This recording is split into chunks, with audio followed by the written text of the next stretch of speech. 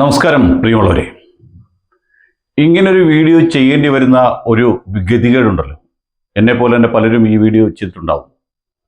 അങ്ങനെ ഒരു വീഡിയോ ചെയ്യേണ്ടി വരിക എന്ന് പറയുന്നത് ഒരാൾ അയാളുടെ വ്യക്തി ജീവിതത്തിൽ ആരെയും അംഗീകരിക്കാതെയും എന്തും തനിക്ക് കുഴപ്പമില്ല, എന്തിനും മീതെയാണ് താനെന്നുള്ള ധാരണയോടുകൂടി കടന്നു പോകുമ്പോഴാണ്. അതൊരു തരം മൂഡ് വേരിയേഷൻ ആണോ എന്ന് ചോദിച്ചാൽ ആവാനാണ് സാധ്യത. ബഹുമാനപ്പെട്ട കോടതികളെ ബഹുമാനപ്പെട്ട ജുഡീഷ്യൽ ഫസ്റ്റ് ക്ലാസ് മജിസ്ട്രേറ്റ് കോടതിയിൽ നിന്നും ബഹുമാനപ്പെട്ട സുപ്രീം കോടതിയിൽ നിന്നൊക്കെയാണ് നമ്മൾ കാണുന്നത്.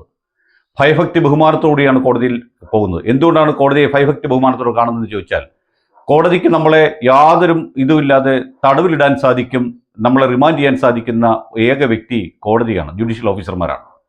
ജുഡീഷ്യൽ ഓഫീസർമാരിൽ പണ്ടുള്ളവർ മിണ്ടാറില്ലെങ്കിലും ഇപ്പോൾ പലരും കമൻറ്റുകൾ പല കേസിലും പറയാറുണ്ട്. അത്തരം ഒരു കമൻറ്റ് ഷഹനാസിൻ്റെ നോൺ ബെയിലബിൾ വാറണ്ട് ഇഷ്യൂ ചെയ്യുന്ന സമയത്തും കോടതി SHOയോട് ചോദിച്ചിരുന്നു. ഇതെല്ലാം കഴിഞ്ഞിട്ട് SHO വിളിച്ച് അല്ലെങ്കിൽ ആ പോലീസ് പിടിക്കും എന്ന് കണ്ടപ്പോൾ സമയത്ത് MA ഷഹനാസ് എന്ന് പറയുന്ന സ്ത്രീ ഒരു പൊതുപ്രവർത്തകനും സാമൂഹിക പ്രവർത്തകനും അതിലെല്ലാം ഒരു എഴുത്തുകാരനും നിരൂപകനുമായ ഒരു മനുഷ്യനെ ആക്ഷേപിച്ചതിനാണ് അവർക്കെതിരെ മാനനഷ്ടത്തിന് കേസ് കൊടുത്തത്. ആ കേസിൽ സമൻസ് കിട്ടിയതിന് ശേഷം ഹാജരാവാതെ തുടങ്ങി.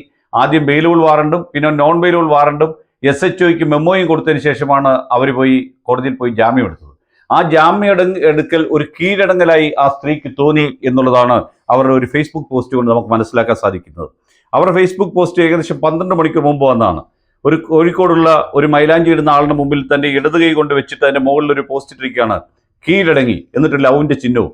ഇന്ന് കോഴിക്കോട് ഫോക്കസ് മാളിലെ ഈ മൈലാഞ്ചിക്കാരന്റെ മുന്നിൽ കീഴടങ്ങി, എന്നിട്ട് രണ്ട് ഉമ്മയുടെ ഇമേജിയും പൊട്ടിച്ചിരിക്കുന്ന ഇമേജിയാണ് ഇട്ടിരിക്കുന്നത്. അപ്പോൾ ഇവരാരെയാണ് വെല്ലുവിളിക്കുന്നത്? ഈ രാജ്യത്തെ നീതിന്യായ വ്യവസ്ഥതയാണ് ഇവർ വെല്ലുവിളിക്കുന്നത്. ഇവർ വെല്ലുവിളിക്കുന്ന ഈ നീതിന്യായ വ്യവസ്ഥതയാണ് എന്നുള്ളത് ഉറപ്പാണ്. അങ്ങനെയാണെങ്കിൽ ഈ നീതിന്യായ വ്യവസ്ഥയുടെ പുറത്ത് തനിക്ക് നീതി വേണമെന്നും പറഞ്ഞല്ലേ ഇവർ മുഖ്യമന്ത്രി കഴിഞ്ഞ ദിവസം പരാതി കൊടുത്തത്. അപ്പോൾ അവർ ഇന്ത്യയിലെ നീതിന്യായ വ്യവസ്ഥയെ അംഗീകരിക്കുന്നുണ്ടോ? അംഗീകരിക്കാത്ത ഒരാൾ എന്തിന് തനിക്കെതിരെ സൈബർ ആക്രമണം ഉണ്ടാകുന്നു, അതിന്റെ പേരിൽ നടപടി സ്വീകരിക്കണമെന്ന് പോയത്? പോലീസായാലും കോടതിയായാലും നീതി നിർവഹിക്കുകയും സത്യം കണ്ടെത്തുകയാണ് അവരുടെ ജോലി. അപ്പോൾ ആ കർമ്മം ചെയ്യുന്നവരെ അംഗീകരിക്കാൻ പറ്റാത്ത ഒരാൾ ഇങ്ങനെ ഒരു പോസ്റ്റ് ഇടുമ്പോൾ അവരെന്തിന് പരാതി കൊടുത്തു?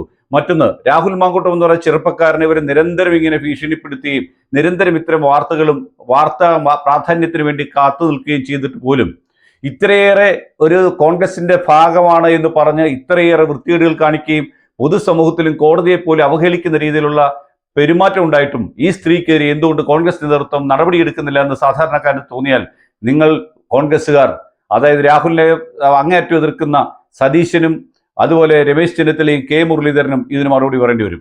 നിങ്ങളുടെ തണലിലാണോ ഇവർ ഇങ്ങനെ ഈ പ്രവൃത്തി ചെയ്യുന്നത്? അതോ കോൺഗ്രസ് വിട്ടുപോയ KP അനിൽകുമാറിന്റെ വേണ്ടി അയാളോടൊപ്പം ഇപ്പോഴും ഇവർക്ക് മാനസികമായ അടുപ്പവും അയാളോടൊരു അടുപ്പം നിലനിർത്തുകയും ആ അടുപ്പത്തിന്റെ അടിസ്ഥാനത്തിൽ കോൺഗ്രസ് എന്ന പ്രസ്ഥാനത്തെ നശിപ്പിക്കാൻ വേണ്ടി ഇവർ ആരുടെയെങ്കിലും കയ്യിൽ നിന്ന് അച്ചാരം എടുത്തിട്ടുണ്ടെങ്കിൽ അതുപോലും മനസ്സിലാക്കാൻ കഴിയാത്ത ആൾക്കാരാണോ ഇവിടുത്തെ കോൺഗ്രസ്സുകാരെന്നാണ് ചോദ്യം. ഇതിന് മറുപടി പറയേണ്ടത് ഷഹനാസ് അല്ല.